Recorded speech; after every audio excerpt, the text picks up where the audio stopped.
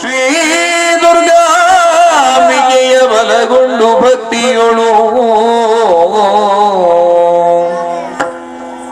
ಅಂಬಿಕಾ ಸುತ ವಿಘ್ನರಾಜನ ಪಿರಿದು ಸಂಸ್ತುತಿಸಿ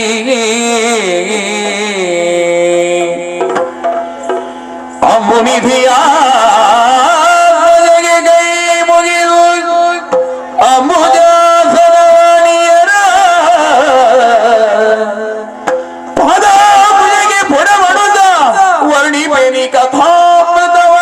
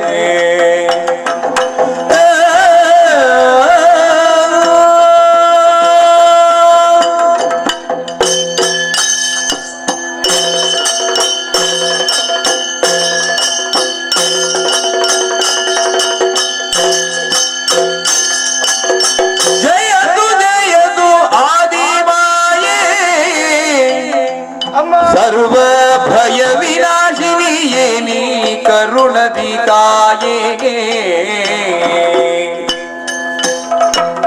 ದಯಸಾಗರೇ ಭಕ್ತಿಯುಗ ಪದದ್ವಯವನ್ನು ಮರೆಗೊಂಬೇವತಿ ಮುದದ್ಯುಗ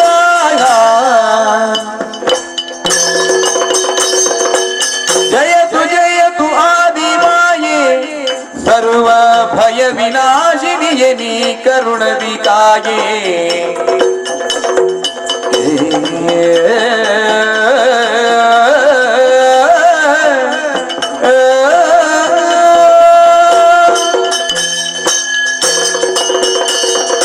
ಜಯತು ಜಯತು ಜಯತು ಜಯತು ಜಯತು ಆದಿಮಾಯೆ. ನಿನ್ನ ಪಾದಾರವಿಂದಗಳಿಗೆ ಹೊಂದಿಸಿಕೊಂಡಿದ್ದೇನೆ ತಾಯಿ. ಅತ್ತ ಇತ್ತ ಸುತ್ತ ಮುತ್ತ ಎತ್ತಲು ದೃಷ್ಟಿ ಹರಿಸಿದರೆ ಕಾರ್ಗತ್ತಲೆ ಒಂದಿಗೆ ಜಲರಾಶಿಯನ್ನೇ ಕಾಣ್ತಿದ್ದೇವೆ ಹೊರತು ಬೇರೇನು ಗೋಚರಿಸುವುದಿಲ್ಲ. ಅಂಧಕಾರಮಯವಾದಂತಹ ಜಲದಿಯ ನಡುವೆ ದಾರಿ ಕಾಣದೆ ತೊಳಲಾಡ್ತಿರುವಂತಹ ಸಮಯದಲ್ಲಿ ನಮ್ಮ ಕರ್ಣಪಾಯಿಗಳಿಗೆ ಕೇಳಿಸಿದಂತ ನಿನಾದ ಆ ಓಂಕಾರವನ್ನು ಪಠಿಸಿದ ಆ ಕ್ಷಣವೇ ಮಕ್ಕಳನ್ನು ಪಡೆಯುವುದಕ್ಕಾಗಿ ಪ್ರತ್ಯಕ್ಷರಾದಿರ ತಾಯಿ. ಧನ್ಯೋಸ್ಮಿ. ನಿಮ್ಮ ದಿವ್ಯ ರೂಪವನ್ನು ಕಂಡ ಕ್ಷಣವೇ ನಮ್ಮ ನಯನಗಳು ಪಾವನವಾದುದು ಮಾತ್ರವಲ್ಲ, ನಮ್ಮನ್ನು ಆವರಿಸಿಕೊಂಡಿರುವ ಭಯವೆಲ್ಲವೂ ದೂರವಾಯಿತು.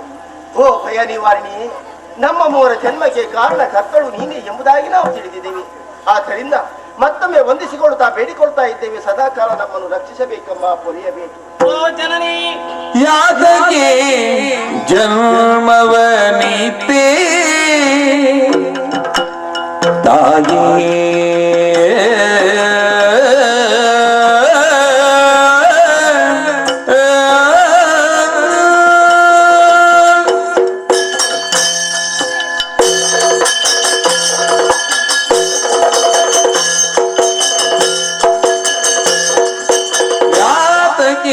ಜನ್ಮವನಿತೆ ನಮಗೆ ತರ ಕಾರ್ಯಗಳರು ನೀ ಮಾತೆ ನೀ ತಿಳುಹುತ ಸಕಲವನು ಸಂಪ್ರೀತಿಯೊಳ್ ರಕ್ಷಿಸಬೇಕು ನಮ್ಮುವನು ತಾಯೇ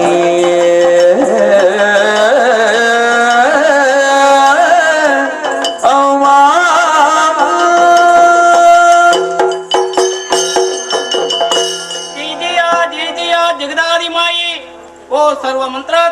ಸರ್ವ ತಂತ್ರಾತ್ಮಕಿ ಸರ್ವ ಸರ್ವಾತ್ಮಕಿ ನಿನ್ನ ಪವಿತ್ರವಂತ ಪಾದಾರವಿಂದಗಳಿಗೆ ಎರಗಿಕೊಂಡಿದ್ದೇವೆ.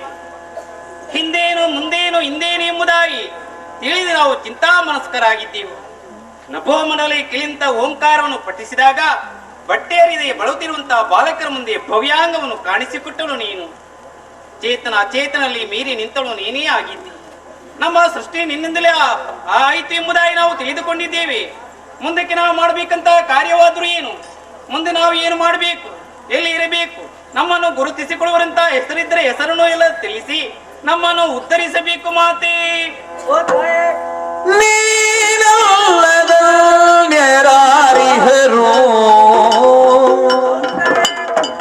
ತಾಯೇ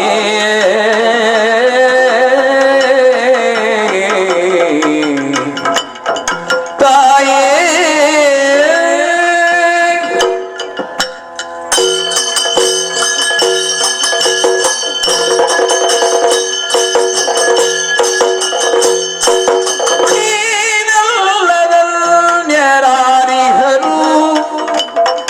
ನಮ್ಮ ಸಾನುರಾಗದೊಳಿನ್ನು ರಕ್ಷಿಸುವವನು ಜ್ಞಾನವಿಹೀನರಾಗಿರಲು ತಾಯೇ ನೀನಿತ್ತು ಸುಜ್ಞಾನ ಪೊರೆದೆ ಕೃಪೆಯುಳು ತಾಯೇ ಅಮ್ಮ.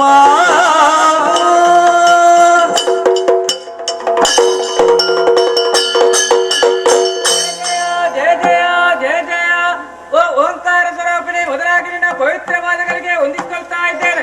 ಸುತ್ತಲೂ ನೋಡಿದರೆ ಕತ್ತಲೆ ಆವರಿಸಿರುವಂತಹ ಈ ಜಲರಾಶಿ, ಇದರ ಮಧ್ಯೆ ನಮ್ಮ ಮೂವರ ಜನನ. ನಾವು ಯಾರು ಏನು ಎಂಬುದನ್ನು ತಿಳಿದವರಾಗಿದ್ದೇವೆ. ನೀನಲ್ಲದೆ ನಮ್ಮನ್ನು ರಕ್ಷಿಸುವವರು ಯಾರಿದ್ದಾರೆ ತಾಯಿ?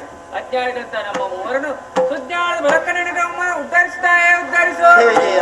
ಹರಿಹರ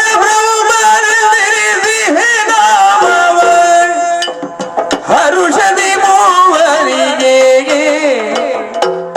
ಇರುವುದು ನಿಮ್ಮಿಂದ ಧನ ಕಾರ್ಯವುದಕ್ಕೆ ಒರೆದ ಬೇನದ ನಿಮಗೆ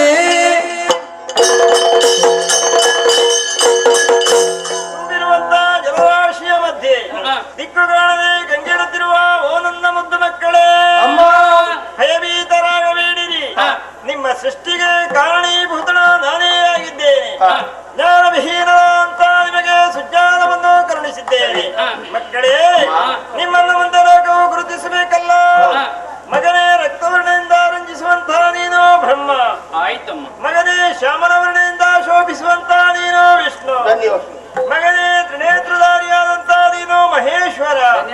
ಇನ್ನು ಮುಂದೆ ನಿಮ್ಮಿಂದ ಘನ ಕಾರ್ಯವಾಗಬೇಕಾಗಿದೆ. ಹೋದ ಕಲ್ಪದಿ ಲಯವಾದ ಪ್ರಪಂಚವ ಮೋದದಿ ಸೃಜಿಸುವರಿಗೆ ಕಾಯ್ದು ಮೇಣದ ಲಯಗೊಳಿಸುವ ಹದನಗೆ ಆದಿರಿ ನೀವಾದರೆ.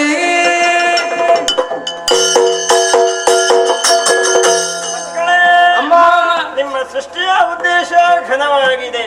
ಹೋದ ಕಲ್ಪಾಂತರಲ್ಲಿ ಲಯವಾಂತ ಪ್ರಪಂಚವನ್ನು ಪುನಃ ನಿರ್ಮಿಸಿ ಪಾಲಿಸಿ ಲಯಗೊಳಿಸುವಂತಹ ಕಾರ್ಯ ನಿಮ್ಮಿಂದಾಗಬೇಕಾಗಿದೆ. ಅದಕ್ಕಾಗಿ ನಿಮಗೆ ಮೂವರಿಗೂ ಬೇರೆ ಬೇರೆ ಗುಣವನ್ನು, ಬೇರೆ ಬೇರೆ ಅಧಿಕಾರವನ್ನು, ಬೇರೆ ಬೇರೆ ಕ್ಷೇತ್ರವನ್ನು ದಯಪಾಲಿಸಲಿದ್ದೇನೆ. ಸತ್ವರ ಜಗದ ವಿನುತಿಪ್ಪ ಗುಣ ಮೂರು ಮತ್ತೆ ರಾಜಸ ಗುಣದಿ ನಿತ್ಯ ಸೃಜಿಸಲಿ ವಿಧಾತನು ಸಾತ್ವಿಕವೆಂದು ಹರಿಯು ಪೊರೆಯೇ.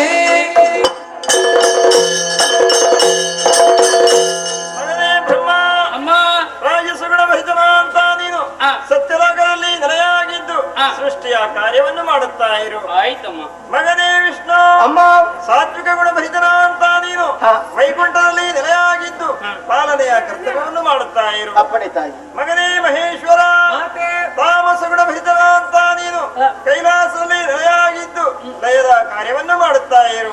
ನನ್ನ ಇಷ್ಟ ಅಂತ ವ್ಯವಹರಿಸಿ ಮಕ್ಕಳೇ ಮುಂದುವರಿಯಿರಿ. ಕಷ್ಟ ಬಂದರೆ ಏನು ಮಾಡಲಿ ತಾಯಿ? ಕಷ್ಟ ಬಂದರೆ ಚಿಂತಿಸಬೇಡಿ. ಕಷ್ಟಕಾಲದೊಳೆವ ನಿಷ್ಠೆಯ ಮನಿತರು ಕೊಟ್ಟು ಸಂದರ್ಶನವ ಇಷ್ಟದಿ ಪೊರೆದೇನೆಂದ ಭಯ ಬಿತ್ತೈದಳು ಹಠನಂತರ್ಧಾನವ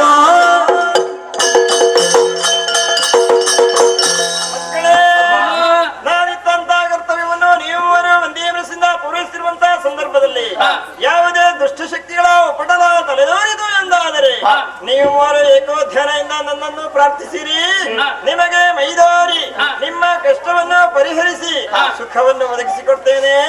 ಇದೋ ಅದೃಶ್ಯಳಕ್ಕೆ ಅದೃಶ್ಯಳಕ್ಕೆ ಅದೃಶ್ಯಳಕ್ಕೆ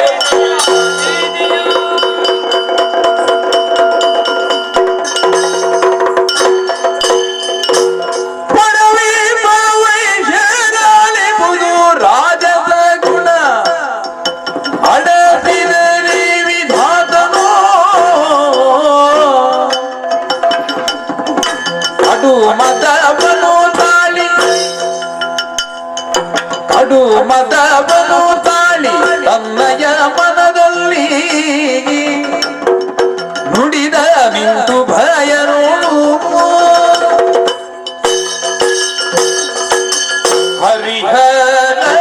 ಹರಿಹರಲಾಲಿಸಿ ಸೃಜಿಸುವ ಕಾರ್ಯವ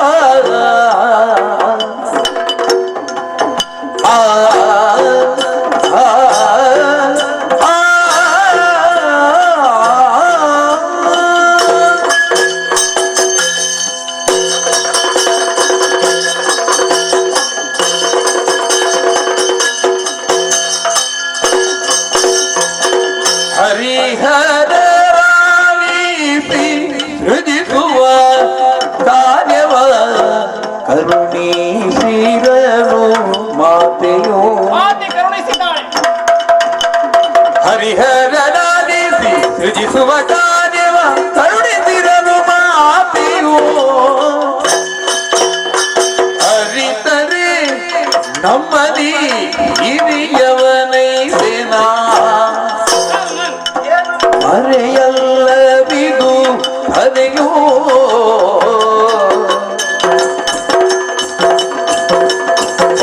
ಹರಿಹರಲಾಲಿಸಿ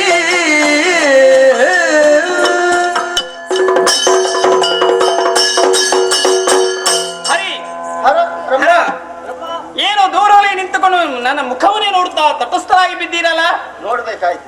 ಆ ಬ್ರಹ್ಮ ಯೋಚನೆ ಮಾಡ್ತಾ ಇದ್ದಾನೆ. ನಿಮಗೆಲ್ಲ ಹಾಗೆಲ್ಲ ಯೋಚನೆ ಬರೋದಕ್ಕೆ ಸಾಧ್ಯವೇ ಇಲ್ಲ. ಹೌದಾ?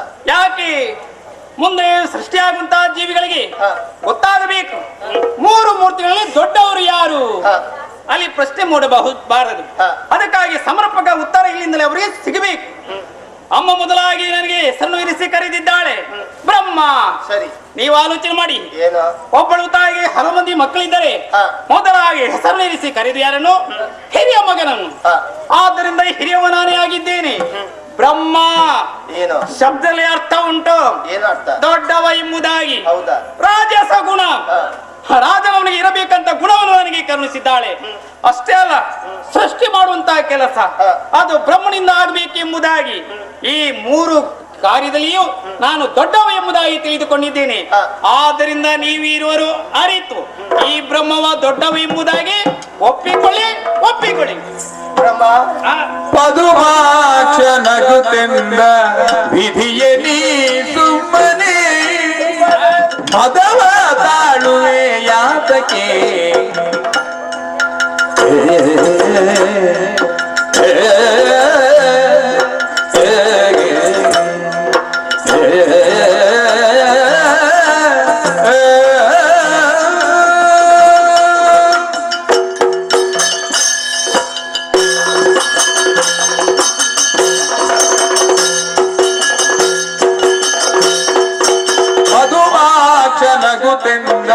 ವಿಧಿಯ ನೀ ಸುಮ್ಮನೆ ಮದವ ತಾಳುವೆ ಯಾತಕ್ಕೆ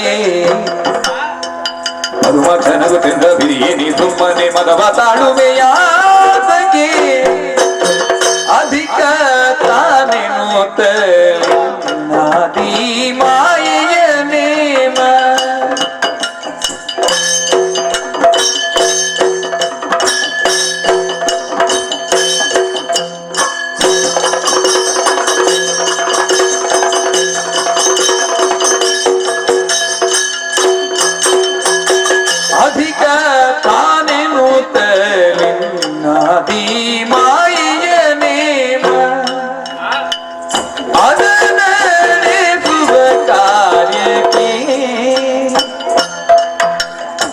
ಕತನಿರುತ್ತಲಿನಾದಿ ಮಾಯೆಯ ನೇಮ ಅದರಣಿಸುವ ಕಾಲಿಗೆ ಪದುಮಾಚನಗುತ್ತೆಂದ ವಿಧಿಯೇ ನೀ ಸುಮ್ಮನೆ ಮತವ ತಾಳುವೆ ಯಾತಕ್ಕೆ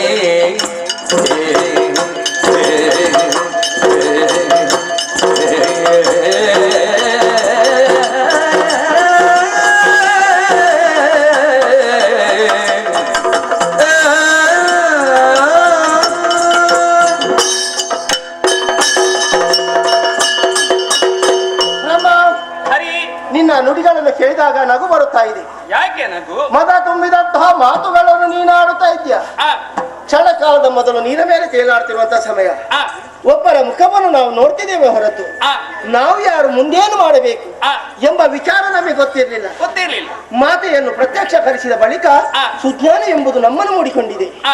ಯಾವುದೇ ವಿಚಾರವನ್ನು ಚೆನ್ನಾಗಿ ಅರ್ಥೈಸಿಕೊಳ್ಳುವಂತಹ ಶಕ್ತಿಯನ್ನು ಪಡೆದವರು ನಾವು. ಹೌದು. ಮಾತು ಇತ್ತಂತ ಉದ್ಯೋಗದಲ್ಲಿ ನಿರತರಾಗುವುದರ ಒಂದಿಗೆ ಅದರಲ್ಲಿ ಯಶಸ್ವಿಯನ್ನು ಹೊಂದಬೇಕಾದುದು ಮಕ್ಕಳಾದ ನಮ್ಮ ಕರ್ತವ್ಯವಾಗಿತ್ತು. ನಿನ್ನ ಕರ್ತವ್ಯದಲ್ಲಿ ನೀನು ಮುಂದುವರಿಯದೆ ನಿನ್ನ ಮನದಾಳದಲ್ಲಿ ಮೂಡಿದಂತಹ ಪ್ರಶ್ನೆಗೆ ನೀನು ಉತ್ತರವನ್ನು ಪ್ರಕಟಿಸಿದೆ. ಹೌದು. ನಾನು ದೊಡ್ಡವ, ಪ್ರಥಮವಾಗಿ ಅಮ್ಮ ಕರೆದುದು ನನ್ನನ್ನು, ಹೆಸರು ನಿಲ್ಲಿಸಿದು ನನಗೆ. ಬ್ರಹ್ಮ ಅಂದ್ರೆ ದೊಡ್ಡದು, ಹೆಸರಿನಲ್ಲಿ ಏನು ಯೋಗ್ಯತೆ ಇದೆಯೋ ಇನ್ನೊಬ್ಬರ ಯೋಗ್ಯತೆ ತಿಳಿಯುವುದು ಯಾವಾಗ? ಅವರ ಕಾರ್ಯದಲ್ಲಿ ನಿರತರಾಗಿರುವಂತಹ ಸಮಯದಲ್ಲಿ ಮತ್ತೊಬ್ಬರು ಅವನ ಯೋಗ್ಯತೆಯನ್ನು ಅರಿತು ನೀನು ದೊಡ್ಡವರೆಂಬುದಾಗಿ ಹೇಳಬೇಕೆ ಹೊರತು ತನ್ನನ್ನು ತಾನು ಯಾವಾಗಲೂ ಹೊಗಳಿಕೊಳ್ಳಬಾರದು. ಹಾಗಾದ್ರೆ ಈ ಸೃಷ್ಟಿ ಸ್ಥಿತಿ ಲಯ ಎಂಬುದು ಮುಂದೆ ನೀನು ಸೃಜಿಸುವಂತಹ ಪ್ರಪಂಚದಲ್ಲಿ ಅವ್ಯಾಹತವಾಗಿ ನಡೆಯಬೇಕು ಹೊರತು ಅದರ ವಿರೋಧವಾಗಿ ಎಂದಿಗೂ ನಡೆಯಬಾರದು. ಹಾಗಾದ್ರೆ ದೊಡ್ಡವರು ಸಣ್ಣವರೆಂಬ ಭೇದ ಭಾವ ಯಾಕೆ? ನಾವು ಯಾರು, ಯಾವ ಉದ್ದೇಶವನ್ನು ಎನಿಸಿಕೊಂಡು ನಮ್ಮ ಅಮ್ಮ ನಮ್ಮನ್ನು ಸೃಷ್ಟಿ ಮಾಡಿದ್ದಾರೆ ಎಂಬುದಾಗಿ ಆಲೋಚನೆ ಮಾಡಬೇಕಾದ ಕರ್ತವ್ಯ. ಆ ಸಿಂಧುವಿನಿಂದ ಸಿಡಿದು ಬಿದ್ದಂತಹ ಬಿಂದುಗಳು ನಾವು. ವ್ಯಕ್ತಿಗಳು ಬೇರೆ ಬೇರೆ ಆಗಿರಬಹುದು, ಶಕ್ತಿ ಒಂದೇ ತಾನೇ. ಒಂದು ವಸ್ತುವನ್ನು ಹಿಡಿಯಬೇಕಾದ್ರೂ 5 ಬೆರಳುಗಳ ಸಹಾಯ ಬೇಕಾಗ್ತದೆ. ಆ ಬೆರಳುಗಳು ಇರುವುದು ಕೈಯಲ್ಲಿ ಎಂಬುದಾಗಿ ಸದಾಕಾಲ ನಾವು ಆಲೋಚನೆ ಮಾಡಬೇಕು. ಆದ್ದರಿಂದ ದೊಡ್ಡವರು ಸಣ್ಣವರೆಂಬ ಭೇದ ಭಾವವನ್ನು ಮರೆತು ನಾವು 3 ಸಮಾನರು ಎಂಬ ಒಂದೇ ದೃಷ್ಟಿಯಿಂದ ತಮ್ಮ ಕಾರ್ಯದಲ್ಲಿ ನಿರತರಾಗೋಣವೇ. ನಿನ್ನ ಅಭಿಪ್ರಾಯ ಹೀಗೆ. ಅವು ಏನಂತ ಹೇಳ್ತಾರೆ?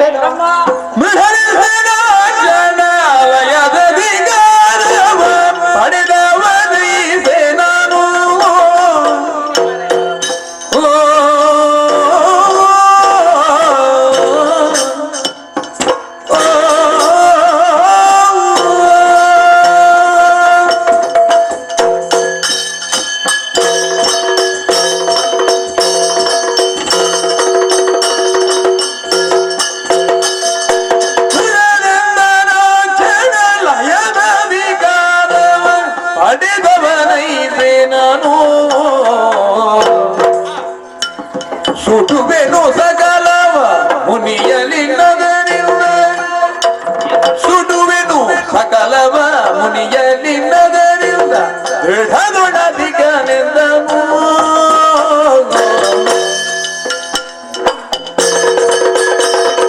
ಮೃಡನೆಂದನಾಗ್ತನ ಅಯನದಿಕಾದವ ಪಡೆದವನೈಪೆ ನಾನು.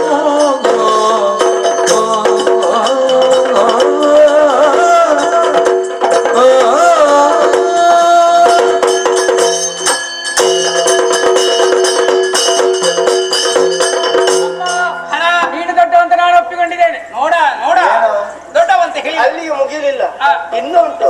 ವಿಷ್ಣು, ನೀನು ಕೂಡ ದೊಡ್ಡವ. ಪ್ರಶ್ನೆ ಮೂಡ್ತಾ ಇದೆ, ಇಬ್ಬರು ದೊಡ್ಡವರಾಗುವುದಕ್ಕೆ ಸಾಧ್ಯವೇ ಇಲ್ಲ. ಹಾಗಾದ್ರೆ ಮತ್ತೊಬ್ಬ ಇದ್ದಾನಂತ. ಮತ್ತೊಬ್ಬನ ನಿನ್ನನ್ನು ಬಿಟ್ಟರೆ ಬೇರೆ ಯಾರಿದ್ದಾರೆ? ಕೆಳಗಡೆಯಿಂದ ಮೇಲೆ ತನಕ ನೋಡಂತೆ ಲಯದ ಅಧಿಕಾರವನ್ನು ಹೊಂದಿದವ ನಾನು, ಅದರಲ್ಲಿ ದೊಡ್ಡವ ನಾನಿ. ಮತ್ತೆ ಬಣ್ಣ ನೋಡಿದ್ಯಾ? ರಕ್ತ ಛಾಯ ಕೆಂಪು, ಅದು ವಿಕಾರ ಅಲ್ವ? ನನಗೆ ಆದಿತ್ಯ ಎಂಬುದಾಗಿ ಅಮ್ಮ ಕರುಣಿಸಿದ್ದಾಳೆ. ನಿನಗೆ ಆದಿತ್ತು, ನೋಡುವವರಿಗೆ ವಿಕಾರವೇ.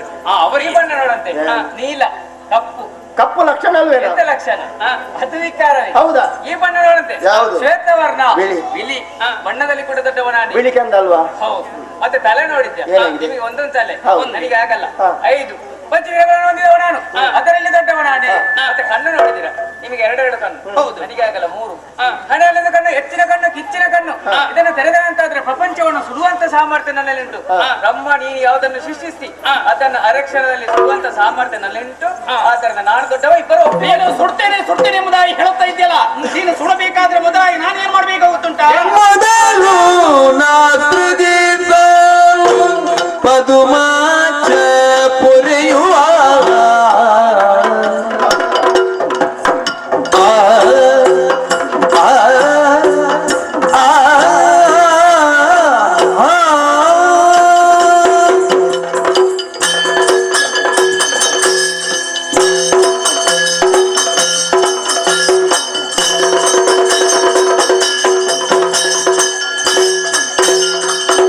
ಮೊದಲು ನಾ ಸೃಜಿಸಲು ಪದುಮಾಚ ಪೊರೆಯುವ ಅದಹರ ಲಯಗುಳಿ ಮೊದಲು ನಾ ಸೃಜಿಸಲು ಪದುಮಾಚ ಪೊರೆಯುವ ಅದಹರ ಲಯಗುಳಿ ಅಧಿಕ ನಾನದರಿಂದ ವಿಧಿಯು ಮದವ ಬಿಡದೆ ಅಧಿಕಾರದಿಂದ ಮೂವರುಡೆದನ ವಿಧಿಯು ಮದವ ಬಿಡದೆ ಮೊದಲು ನಾಸೃಜಿಸಲು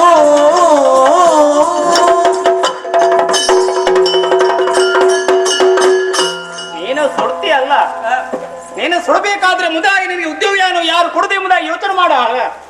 ನೀನು ಪಾಲನೆ ಮಾಡ್ತೀನಿ, ಪಾಲನೆ ಮಾಡ್ಬೇಕಾದ್ರೆ ನಿನಗೆ ಉದ್ಯೋಗವನ್ನು ಕೊಡುವವ ಯಾರು? ಯಾರು? ಈ ಬ್ರಹ್ಮ. ಹೌದಾ? ಮೊದಲಾಗಿ ನಾನು ಸೃಷ್ಟಿ ಮಾಡಬೇಕು. ಸೃಷ್ಟಿ ಆದ ನಂತರ ನಿಮ್ಮ ಕೆಲಸಕ್ಕೆ ನೀವು ತೊಡಗ್ತೀರಿ. ನೋಡು, ನೀವು ಆಲೋಚನೆ ಮಾಡಿ. ಏನು? ನಾನು ಒಂದು ವೇಳೆ ಕೆಲಸ ಮಾಡದೆ ಸುಮ್ಮನೆ ಕೈ ಕಟ್ಟಿ ಕುಳಿತುಕೊಂಡರೆ ನಿಮಗೆ ಈವರೆಗೆ ಉದ್ಯೋಗ ಇಲ್ಲಂತೆ ಆಗ್ತದೆ. ನಿನಗೆ ಕೂಡ ಉದ್ಯೋಗ ಇರುವುದಿಲ್ಲ. ಹಾ ಹೌದು, ಅದು ಸುಮ್ಮನೆ ಕುಳಿತುಕೊಳ್ಳೋದು ಒಂದು ಉದ್ಯೋಗ ಅಂತಲೇ ಆಗ್ತದೆ. ಅದು ಹೇಗೆ ಆಗುವುದು? ಮತ್ತು ನೀವು ಈವರೆಗೂ ಕೂಡ ಆಲೋಚನೆ ಮಾಡಬೇಕು. ಇಲ್ಲಿ ಒಬ್ಬ ನಿರ್ದೇಶಕನ ಅವಶ್ಯಕತೆ ಉಂಟು. ನಿರ್ದೇಶಕರ? ಹೌದು. ಯಾಕೆ? ಅಮ್ಮ ಹೇಳಿಂತ ಮಾತು, ಹೋದ ಕಲ್ಪದಲ್ಲಿ ಲಯವಾದಂತ ಜೀವಿಗಳನ್ನು ಪುನರಪ್ಪಿ ಸೃಷ್ಟಿ ಮಾಡಬೇಕೆಂಬುದಾಗಿ ನಾನು ಸೃಷ್ಟಿ ಮಾಡ್ತೇನೆ. ಅದು ಕೂಡ ಎಷ್ಟು ಹೇಗೆ ಗೊತ್ತುಂಟ? ಹೇಗೆ? 24 ಲಕ್ಷ ಜೀವಿಗಳನ್ನು ನೀರಿನಲ್ಲಿಯೂ 60 ಲಕ್ಷ ಜೀವಿಗಳನ್ನು ಭೂಮಿಯಲ್ಲೂ ಸೃಷ್ಟಿ ಮಾಡ್ತೇನೆ. 84 ಲಕ್ಷ ಜೀವಿಗಳು ಮತ್ತು ಜೀವಿಗಳು ಜೀವಿತಾವಧಿಯಲ್ಲಿ ಏನೆಲ್ಲ ಪುಣ್ಯ ಸಂಪಾದನೆ ಮಾಡಿದೆ, ಏನೆಲ್ಲ ಪಾಪ ಎಲ್ಲ ಮಾಡಿದೆ, ಅದನ್ನೆಲ್ಲ ಲೆಕ್ಕಾಚಾರ ಹಾಕಿ ಹಣೆಯಲ್ಲಿ ಬರೆದು ಹಾಕುವ ನಾನು ಅಕ್ಷರ ರೂಪದಲ್ಲಿ. ಅದನ್ನ ಸರಿಯಾಗಿ ನೋಡಿಕೊಂಡು ನೀನು ಪಾಲನೆ ಮಾಡ್ತೀನಿ. ಜೀವಿಗಳದು ಏನನ್ನು ಸಾಧಿಸಬೇಕು, ಏನನ್ನು ಮಾಡಬೇಕು, ಹಾಗೆ ಅದನ್ನು ನೋಡಿಕೊಂಡು ನೀನು ಪಾಲನೆ ಮಾಡ್ತೀನಿ. ನಂತರ ಆ ಜೀವಿ ಎಷ್ಟು ಸಮಯ ಬದುಕಬೇಕು ಎಂಬುದಾಗಿ ಬರೆದು ಹಾಕುವ ಈ ಬ್ರಹ್ಮ, ಅದನ್ನು ನೋಡಿಕೊಂಡು ನೀನು ಲಯ ಮಾಡ್ತೀನಿ. ಇಲ್ಲಿ ಸೃಷ್ಟಿಯ ಕಾರ್ಯ ಅಧಿಕ ಎಂಬುದಾಗಿ ನೀನು ಒಪ್ಪಿಕೊಳ್ಳಬೇಕು. ಇದು ಘನವ ಅಂತ ಕೆಲಸ.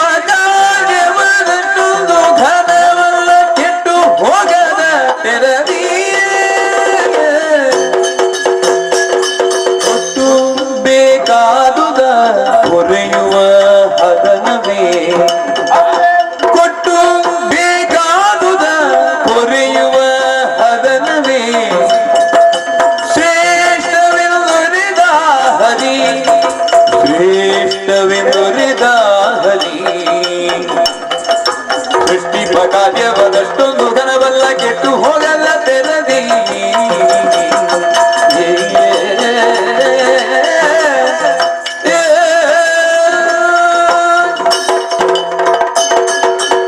ಮಾತೆಯ ಬಳಿಯಲ್ಲಿ ಪ್ರಥಮಾದ್ಯತೆ ಸಿಕ್ಕಿದ ಕಾರಣ ನಾನು ದೊಡ್ಡವ, ಆರಂಭ ನನ್ನಿಂದಲೇ ಎಂಬುದಾಗಿ ನೀನು ಹೇಳ್ತಿರುವುದು.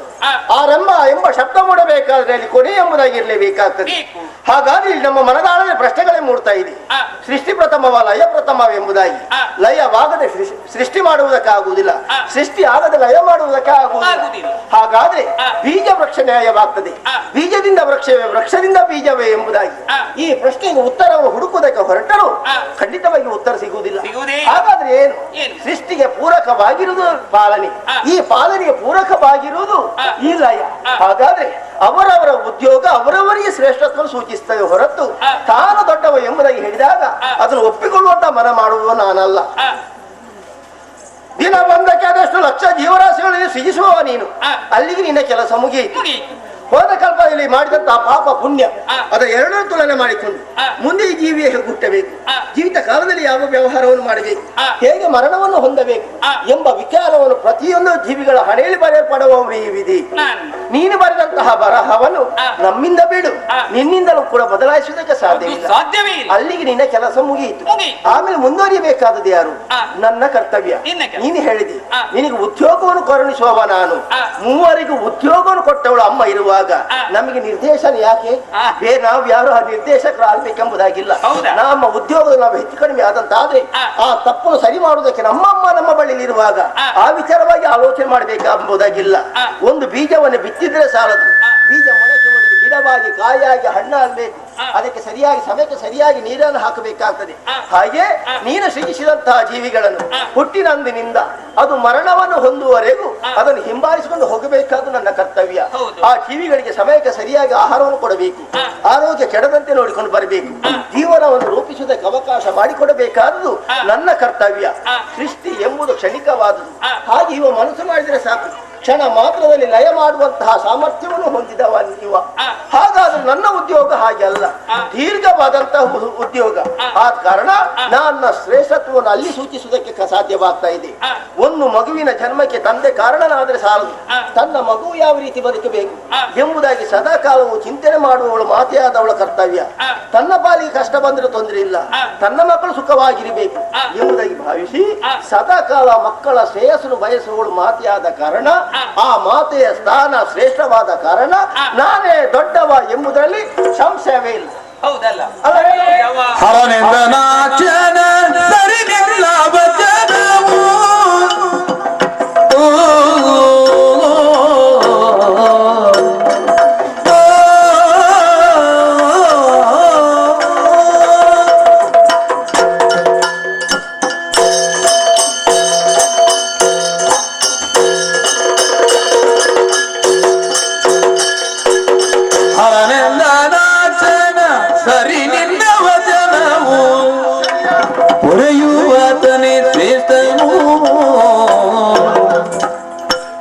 ಹರಿಹರರೆಂಬಲಿ ಭೇದವಿಲ್ಲದೆ,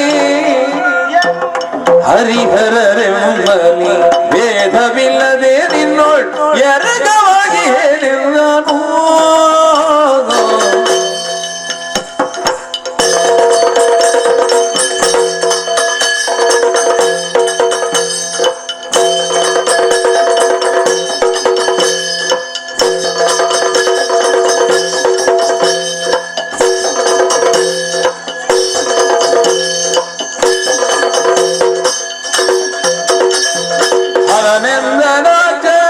ಸರಿಲಿಂದ ವದನವು ಹೊಳೆಯುವ ತನಿ ಶ್ರೇಷ್ಠನು.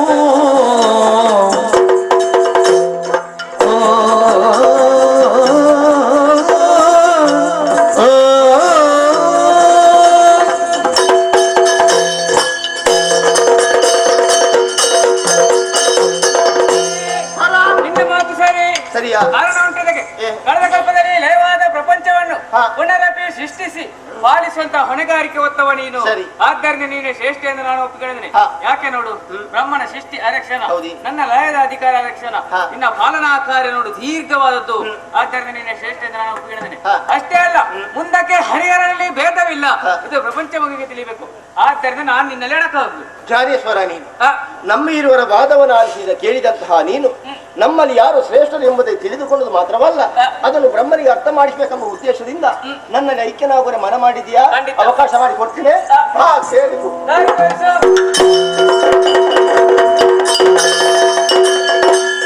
ಹರಿಹರ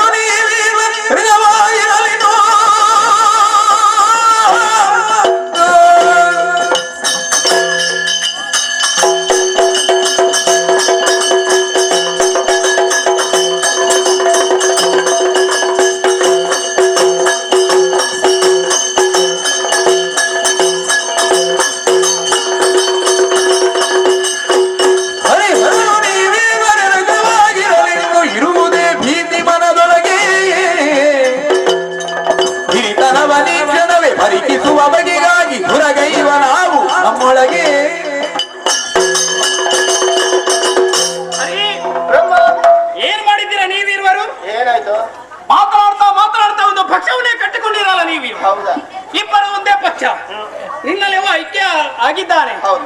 ಯಾಕೆ ಯಾಕೆ? ಈ ಬ್ರಹ್ಮನನ್ನು ಸ್ವಲ್ಪ ಹೆದರಿಸುವ. ಹ, ನೀವು ಬಿಡಿರಿ, ನಿಮ್ಮಂತರ 100 ಮಂದಿ ಹರಿಯರು ಬಂದರೂ ಕೂಡ ಹೆದರುವ ನಾನಲ್ಲ. ಇದಕ್ಕಾಗಿ ಭೀತಿ ಎಂಬುದಾಗಿ ನನ್ನಲ್ಲಿ ಇಲ್ಲ. ಈ ಬ್ರಹ್ಮ ಎಷ್ಟು ಹೇಗೆ ದೊಡ್ಡವ ಎಂಬುದಾಗಿ ಹೇಳಿಸಿಕೊಳ್ಳುವಂತ ಬಗ್ಗೆ ನನಗೆ ಹೇಗೆ ಎಂಬುದಾಗಿ ಗೊತ್ತುಂಟ. ಏನ್ ಮಾಡ್ತೀನಿ ನೀನು? ಶಿಕ್ಷೆಯ ಮೂಲಕ ಶಿಕ್ಷಣವನ್ನು ಕೊಡ್ತೇನೆ. ಹೌದಾ? 4 ಬೆನ್ನಿಗೆ ಬೀಳುವಾಗ ಯಾರು ದೊಡ್ಡವರು ಎಂಬುದಾಗಿ ಹೇಳ್ತೀನಿ. ಬಾರ ಬಾ. ಹೋರಾಟವೇ ಮತ್ತೆ ನನಗೂ ನಿನಗೂ ವಾದದಿ ಫಲವಿಲ್ಲ ಶೋಧನೆಯಿಂದಲೇ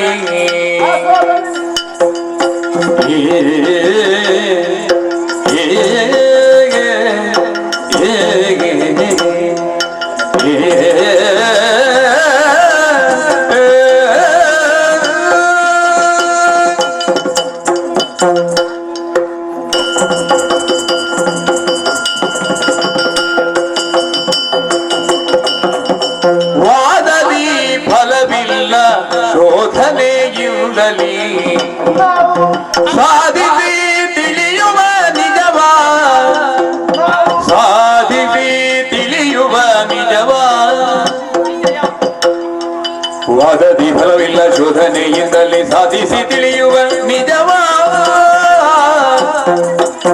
ಹೋದ ಕಲ್ಪದಿ ಲಯವಾದ ಪ್ರಪಂಚವು ಐದಿ ಭರದಿ ನೆಲೆಸಿರುವ, ಹೋದ ಕಲ್ಪದಿ ಲಯವಾದ ಪ್ರಪಂಚವು ಐದಿ ಭರದಿ ನೆಲೆಸಿರುವ. ವಾದದಿ ಫಲವಿಲ್ಲ ಶೋಧನೆಯಿಂದಲೇ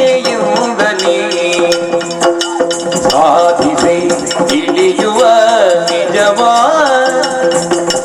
ಸಾಧಿಸಿ ತಿಳಿಯುವ ನಿಜವಾ.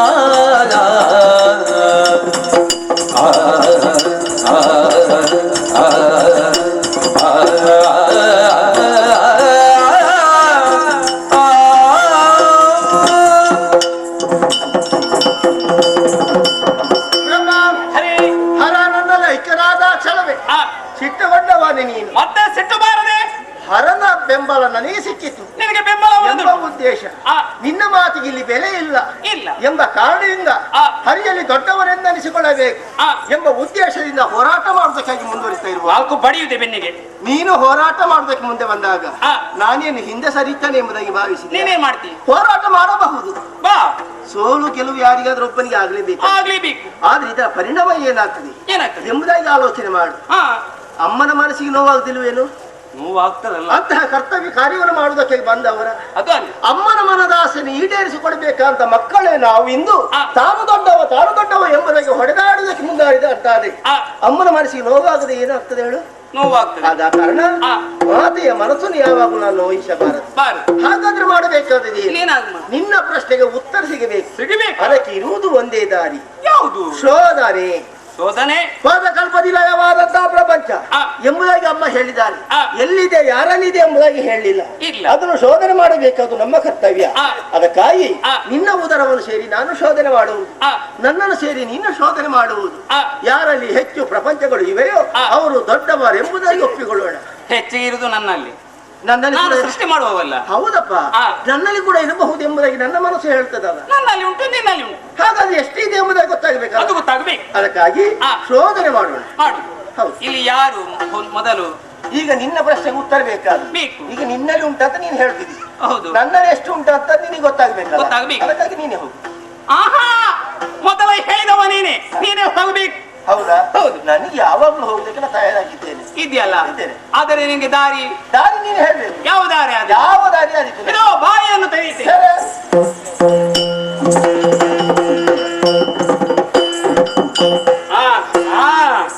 ನನ್ನ ಉದರವನ್ನು ಸೇರಿದ್ದಾನೆ. ಈ ಬ್ರಹ್ಮನ ಸ್ವಲ್ಪ ಮೇಲೆ ಕೆಳಗೆ ಮಾಡುವ ಎಂಬಂತ ಉದ್ದೇಶ ಇರಬಹುದು. ಹೋಗಿದ್ದಾನಿವ, ಹೋದವ ಪುನರ್ಪಿ ಹೇಗೆ ಬರ್ತಾನೆ ಇಲ್ಲಿ ಸ್ವಲ್ಪ ಆಲೋಚನೆ ಮಾಡಬೇಕು. 9 ದ್ವಾರ ಉಂಟು.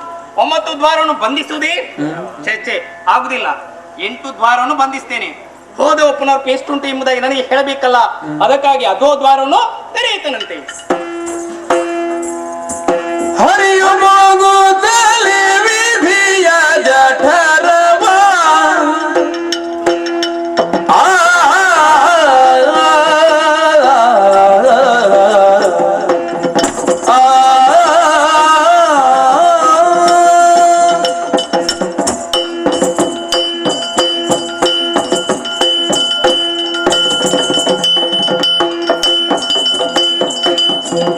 ಹರಿಯು ಹೋಗುತ್ತಲೇ ವಿಧಿಯ ಜಠರವ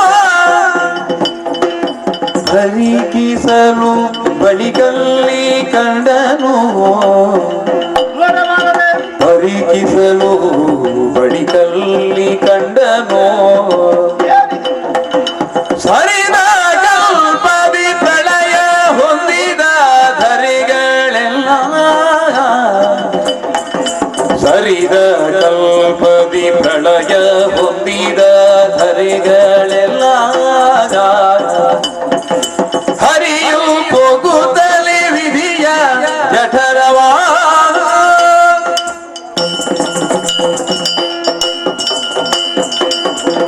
ತಾನಾಗಿ ತಿಳಿದುಕೊಳ್ಳಬೇಕು ಅಥವಾ ಇನ್ನೊಬ್ಬರು ಹೇಳಿದ್ರಾದ್ರೂ ಕೇಳಬೇಕು ಅಂತ ಸ್ವಭಾವ ಅವನದಲ್ಲ. ತಾನು ತನ್ನಿಂದ ಎಂಬುದಾಗಿ ಅವ ತೀರ್ಮಾನ ಮಾಡಿದಾಗಿದೆ.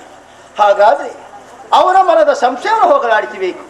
ಅವನ ಯೋಗ್ಯತೆ ಏನು ಎಂಬುದನ್ನು ಅವನಿಗೆ ಅರ್ಥ ಮಾಡಿಸಿಕೊಳ್ಬೇಕು ಎಂಬ ಉದ್ದೇಶದಿಂದ ಶೋಧನೆ ಮಾಡಿ ಬರುತ್ತೇನೆ ಎಂಬುದಾಗಿ ಹೇಳಿ ಅವನ ಬಾಯಿ ಮೂಲಕ ಉದರವರು ಸೇರಿದವನ. ಇವನ ಉದರದೊಳಗೆ ಏನೆಲ್ಲ ಇದೆ ಎಂಬುದನ್ನು ನೋಡುವುದು ಮಾತ್ರವಲ್ಲ, ಅವನಿಗೆ ಆಮೇಲೆ ಅವನಿಗೆ ಹೇಳಬೇಕಾದ ಕರ್ತವ್ಯ ಎಂಬುದಾಗಿ ಅರಿತು ಸುತ್ತಲೂ ಕಣ್ಣಾಡಿಸಿದಾಗ ನೋಡಬಾರದು. ಸರಿದ ಕಲ್ಪದಲ್ಲಿ ಪ್ರಳಯಗೊಂಡಂತಹ ಒಂದು ಬ್ರಹ್ಮಾಂಡ ಈ ಬ್ರಹ್ಮನ ಉದರದಲ್ಲಿದೆ. ಮತ್ತೆ ಎಲ್ಲ ಜೀವರಾಶಿಗಳಿವೆ. ಚಲನೆ ಎಂಬುದಾಗಿ ಯಾರಿಗೂ ಗೋಚರಿಸುವುದಿಲ್ಲ.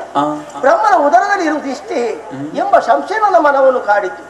ಶೋಧನೆ ಮಾಡುವುದಕ್ಕೆ ಬಂದ ಮೇಲೆ ಸರಿಯಾಗಿ ಶೋಧಿಸಬೇಕು. ಹಾಗೆ ಮುಂದುವರೆದುಕೊಂಡು ಹೋದಾಗ ಆಶ್ಚರ್ಯ, ಬಂಗಾರವನ್ನು ಕಂಡಿ ಇದಾದ್ರೂ ಇದೆಯಲ್ಲ ಎಂಬ ಸಂತೋಷದಿಂದ ಹತ್ತಿರ ಹೋಗಿ ಮುಟ್ಟಿ ನೋಡಿದಾಗ ಕಾಣ್ತಿರುವುದು ಏನು? ಅದು ಬಂಗಾರದ ಗಟ್ಟಿಯೂ ಅಲ್ಲ, ಬೆಟ್ಟವೂ ಅಲ್ಲ, ಬಣ್ಣ ಮಾತ್ರ ಗೋಚರಿಸ್ತಾ ಇದೆ. ಯಾವ ಕಡೆಯಲ್ಲಿ ನೋಡಿದ್ರು ಕೂಡ ಈ ಬ್ರಹ್ಮನ ಗರ್ಭವು ಬಂಗಾರಮಯವಾಗಿದೆ. ಇವ ಕನಕ ಗರ್ಭನೆಂಬುದರಲ್ಲಿ ಸಂಶಯವಿಲ್ಲ. ಈ ವಿಚಾರವನ್ನು ಅವನಿಗೆ ಹೇಳಬೇಕು. ದಾರಿಯಲ್ಲಿದೆ ಎಂಬುದಕ್ಕೆ ಹುಡುಕಾಡುತ್ತಾ ಆ ಕಡೆಗೆ ಹೋದರೆ ದಾರಿ ಗೋಚರಿಸುವುದಿಲ್ಲ, ಈ ಕಡೆಗೆ ಹೋದರೆ ಇಲ್ಲಿ ಕೂಡ ದಾರಿ ಕಾಣುವುದಿಲ್ಲ. ಮೇಲಕ್ಕೆ ತುದಿಯವರೆಗೆ ಹೋದರೆ ಅಲ್ಲಿ ಕೂಡ ದಾರಿ ಗೋಚರಿಸುವುದಿಲ್ಲ. ಹಾಗೆ ಕೆಳಗಿಳಿದು ಬಂದಾಗ ಅಲ್ಲಿ ಒಂದು ದಾರಿ ಗೋಚರಿಸ್ತಾ ಇದೆ. ಅಧೋದ್ವಾರ ಅರ್ಥವಾಯಿತು. ಶರೀರದಲ್ಲಿರುವಂತಹ 9 ದ್ವಾರಗಳಲ್ಲಿ 8 ದ್ವಾರಗಳನ್ನು ಬಂಧಿಸಿ ಅಧೋದ್ವಾರವೊಂದನ್ನು ತೆರೆದಿರಿಸಿದಾನೆ. ಯಾಕೆ? ಹೀನ ದ್ವಾರ, ಅಲ್ಲಿಂದ ಹರಿ ಬಂದಂತಾದ ಸಣ್ಣವ ಎಂಬುದಾಗಿ ತೀರ್ಮಾನ. ಹೊರಗೆ ಹೋಗುವುದಕ್ಕೆ ದಾರಿ ಯಾವುದಾದ್ರೆ ಏನು? ಮಾನ ಅಪಮಾನ ಸಮಾನ ಕಾಣಿಸುತ್ತಿರುವ ಅಧೋದ್ವಾರದ ಮೂಲಕ ಹೊರಗೆ ಸರಿಯುತ್ತೇವೆ.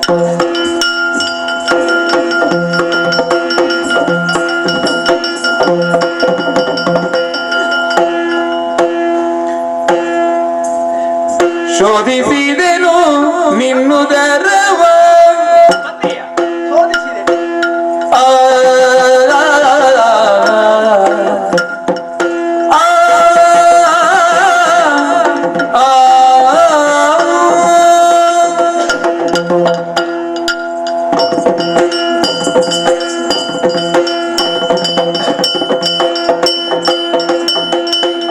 ಶೋಧಿಸಿದೆನು ನಿನ್ನುದರವ ಒಳಗೈಲಿನ ಕಂಡೇನು ಭರದಲ್ಲಿ ನೆರೆವಾದ ಹೋದ ಕಲ್ಪದಿ ದಯವಾದ ಸರ್ವ ಮೇದಿನಿಗಳು ಮೆರೆಯುತ್ತಿಹ ವಿನೋದ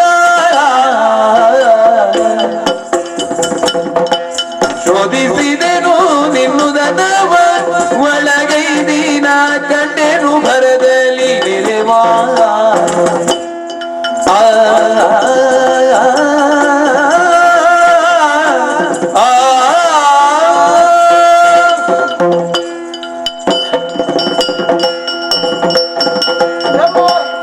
ಶೋಧಿಸಿದೆ ನಿನ್ನ ಉದರವನ್ನು. ಹೌದಾ? ಸರಿಯಾಗಿ ನೋಡಿದೆ. ಹೇಗಿತ್ತು? ಹೋದ ಕಲ್ಪದಿ ಲಯಗೊಂಡಂತ ಒಂದು ಪ್ರಪಂಚ ನಿನ್ನ ಉದರದಲ್ಲಿದೆ. ಮತ್ತೆ ಎಲ್ಲ ಜೀವರಾಶಿಗಳು ಇವೆ. ಉಂಟಲ್ಲ? ಚಲನೆ ಎಂಬುದಾಗಿ ಯಾರಲ್ಲಿ ಕಾಣಿಸುವುದಿಲ್ಲ. ಹೌದಾ? ಆಮೇಲೆ ಮುಂದೇನಿದೆ ಎಂಬುದನ್ನು ನೋಡ್ತಾ ಹೋದಾಗ ಇರುವಾಗ ಬಂಗಾರವನ್ನು ಕಂಡೆ. ಹೌದಾ? ಸಂತೋಷವಾಯಿತು. ಹತ್ತಿರ ಹೋದೆ, ಮುಟ್ಟಿದೆ, ತಟ್ಟಿದೆ, ಮೆಟ್ಟಿದೆ. ಗಟ್ಟಿ ಉಂಟಂತ ಹಾಗೆಲ್ಲ ಬ್ರಹ್ಮನಲ್ಲಿ ಇರುವಂತ ಬಂಗಾರ ಸಿಗ್ಲಿಕ್ಕಿಲ್ಲ. ಆದ್ರೆ ಅದು ಬಂಗಾರದ ಗಟ್ಟಿಯೂ ಅಲ್ಲ, ಬೆಟ್ಟವೂ ಅಲ್ವೋ. ಅಲ್ಲಿ ಇದ್ದದ್ದು ಬಣ್ಣ ಮಾತ್ರ. ಹೌದಾ? ಯಾವ ಕಡೆಯಲ್ಲಿ ನೋಡಿದ್ರು ಕೂಡ ಈ ನಿನ್ನ ಗರ್ಭವು ಬಂಗಾರಮಯವಾಗಿದೆ. ಆದ್ದರಿಂದ ನಾನೊಂದು ತೀರ್ಮಾನವನ್ನು ಮಾಡಿದ್ದೇನೆ. ಏನಂತ? ಈ ಬ್ರಹ್ಮನಿಗೆ ಒಂದು ಹೆಸರಿಟ್ರೆ ಹೇಗೆ ಅಂತ. ತಂದೆ ಮಗನ ಹೆಸರು ಇಡುದಲ್ವಾ ಇಲ್ಲಿ? ಅಂತ ಯೋಗ್ಯತೆ ನನ್ನಾಗಿಲ್ಲದಿದ್ರು ಕೂಡ ನಿನ್ನ ಯೋಗ್ಯತೆನ ಅರಿತು ನಿನಗೊಂದು ಹೆಸರು ಕೊಡುವುದು, ಬಿರುದು ಕೊಡುವುದು. ಓ ಹಾಗೆಯಾ? ನೀನು ಹಿರಣ್ಯ ಗರ್ಭ ಹೌದಾ? ಹೇಗೆ? ಹೆಸರು ಹೆಸರು ಆದಿತ್ತು. ಆದಿತ್ಯ. ಏನು? ಬ್ರಹ್ಮನನ್ನು ಸ್ವಲ್ಪ ಸಾಲಲ್ಲಿ ಮುಳುಗಿಸುವಂತ ಯೋಚನೆಯ ತೆಗೆದುಕೊಳ್ತೀಯಾ? ಬ್ರಹ್ಮನಿಗೆ ಕೊಟ್ಟಿದ್ದೇನೆ, ಅವ ಇಟ್ಟುಕೊಳ್ಳಲಿ ಎಂಬುದಾಗಿ. ಹೌದಾ? ಇಟ್ಟುಕೊಳ್ಳುವಂತಹ ಜಾಯಮಾನ ಈ ಬ್ರಹ್ಮನದಲ್ಲ. ನನಗೆ ಕೊಟ್ಟದಕ್ಕೆ ಪ್ರತಿಯಾಗಿ ನನಗೆ ಕೊಡುವುದಕ್ಕೆ ಗೊತ್ತುಂಟು. ಏನು ಕೊಡ್ತೀಯ ನೀನು? ನೀನು ಬಂದಿದ್ದೀಯಲ್ಲ ಹೇಗೆ? ಅದ್ವಾರದ ಮೂಲಕ. ಆದ್ದರಿಂದ ಇನ್ನು ಮುಂದಕ್ಕೆ ನೀನು ಅಧೋಕ್ಷಜ. ಸಂತೋಷ. ಆ, ನೀನು ಏನ್ ಮಾಡ್ತೀಯ ಇನ್ನು? ಆಯ್ತಲ್ಲ, ಮುಗಿಯಿತಲ್ಲ. ಎಲ್ಲಿಗೆ ಮುಗಿಯಿತು? ನಾನು ದೊಡ್ಡವ. ನಿನ್ನದೇ ಎಷ್ಟು ಉಂಟಂತ ನಾನು ನೋಡಿದೆ, ನನ್ನದೇ ಎಷ್ಟು ಇದೆ ಅಂತ ನಿನಗೆ ಗೊತ್ತಾಗ್ಬೇಕಲ್ಲ. ಬೇಕಾ? ಮತ್ತೆ ಬೇಡದೆ ಅಗತ್ಯ ಉಂಟಾ? ಈಗ ಮಾತೆ ತಾನೆ. ಮಾತು ಅದು ತಪ್ಪಬಾರದು. ತಪ್ಪಬಾರದು. ದಾರಿ ತೋರಿಸ್ತಿಯಲ್ಲ? ದಾರಿ ನಿನಗೆ ಆ ಬಾಯಿಯೇ ತೆರಿತೇನೆ. ಹೋಗಿ. ಆಯ್ತು. ಆಯ್ತು. ಸರಿ.